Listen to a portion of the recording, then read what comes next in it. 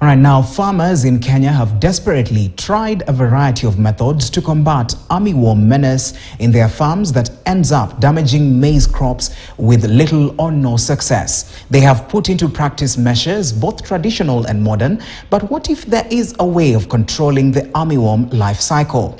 Well, today we take a look at how to break the life cycle of fall armyworms using parasiticides produced at the lab.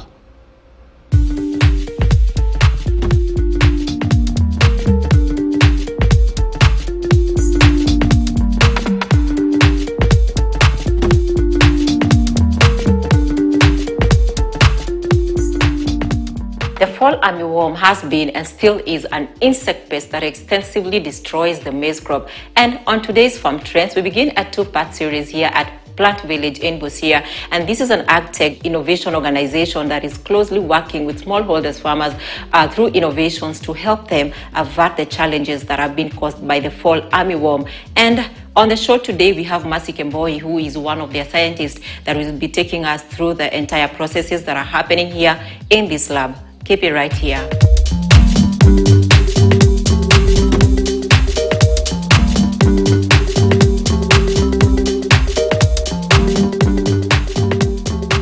My name is Mercy Kemboi. I am a scientist here at the Parasitization rearing facility in Busia by Plant Village Dream Team Kenya. A fall armyworm is an insect pest. It affects mostly maize. It eats the heart of the crop so that the yield is reduced tremendously. The fall armyworm attacks the heart of the crop over maize, and fall armyworms don't just affect maize. They can also affect millet, sorghum, amaranthus, beans. But if your farm has maize, then that is the first thing that the worm will be attracted to. And then fall armyworms, when they are at the young stage, when they are neonates, they have webs that help them move from crop to crop, and the moths can fly for as far as 500 kilometers. So you can have one moth here that can fly all the way to Malaba, and that is why it is easy for it to be transmitted from farm to farm, from plant to plant. If your farm has been really affected by the fall armyworms, you can get zero yield. You can even get 20% of what you're expecting, 15%. Yes, I mean, worst comes to us, zero.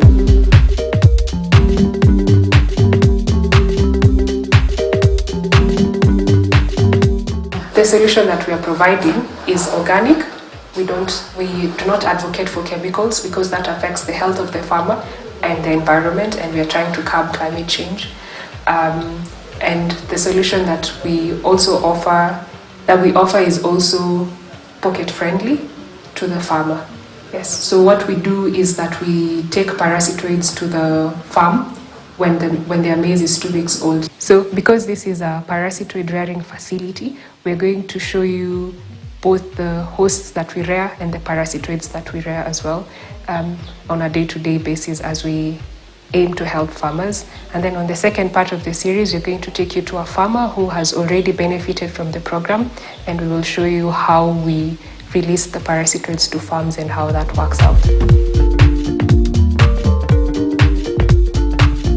So I am going to show you the host, the fall armyworm, which is one of our hosts in the lab, and how we get the eggs from the host. We usually use a pair of scissors to harvest it. As you can see, they have laid on the substrate papers on the cages. So inside this cage, we have 3 stages of the growth process. So we have the pupae, and from the pupae, what will emerge from the pupae around 7 to 9 days. Around 7 to 9 days is the moths. The moths are over here. The moths like darkness, so that's why they hide during the day. They don't like the light, so they are nocturnal. And then once the moths have been hatched from the pupae, they will mate. They will mate inside the cage, and then they will lay eggs. And the same process takes place here. So these are just the same stages, the same neonates, but different stages.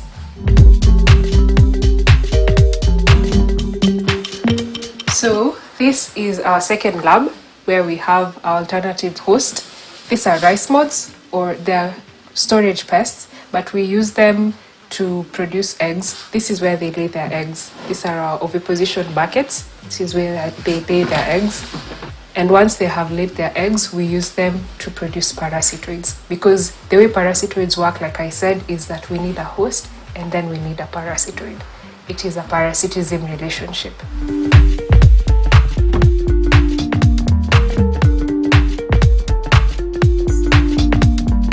Now that we have harvested the eggs, we're going to take you to the parasitization room where we will see what parasitoids do to the eggs.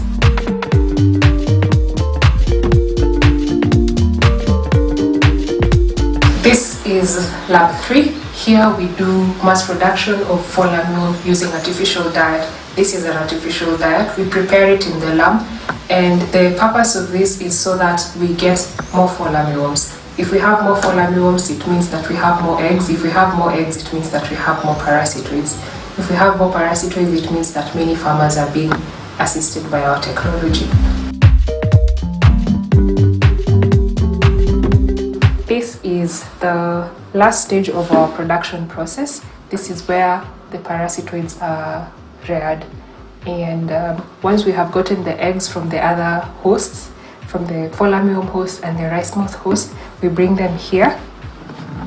Inside this tin, as we can see, there are parasitoids here. They are tiny red insects.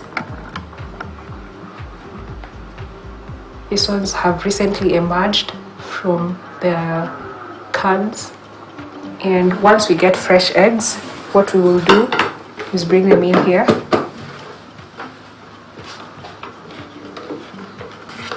This is a card of fresh eggs. We harvest the eggs and we prepare cards like this, and then we expose them to the parasitoids. So exposure is really just simple.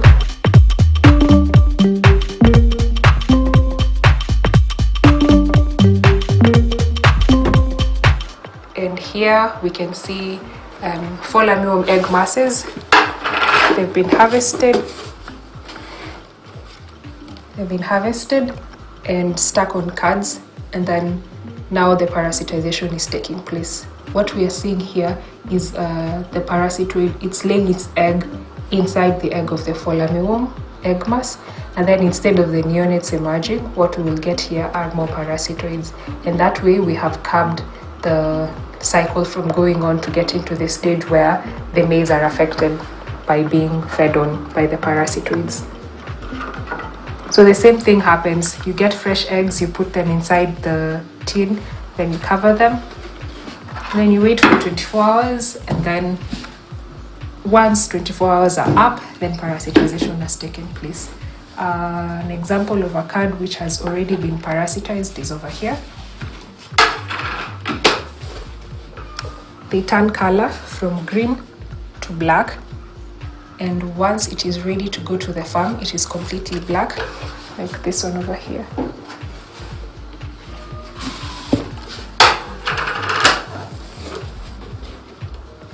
So such a card is ready to go to the field. This is what we release to farmers, and this is what we are going to show you in our next episode.